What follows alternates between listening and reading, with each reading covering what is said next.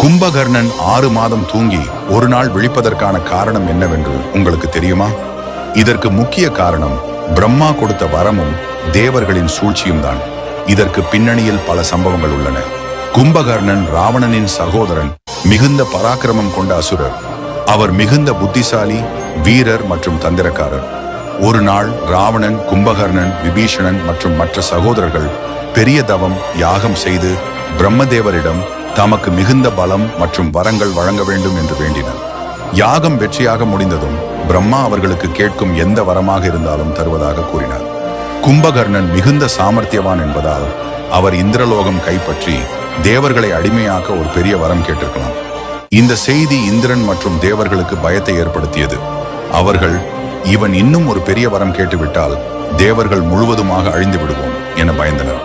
அதனால் தேவர்கள் சரஸ்வதி தேவியை அனுப்ப கும்பகர்ணனின் நாக்கை குழப்ப முயன்றனர்.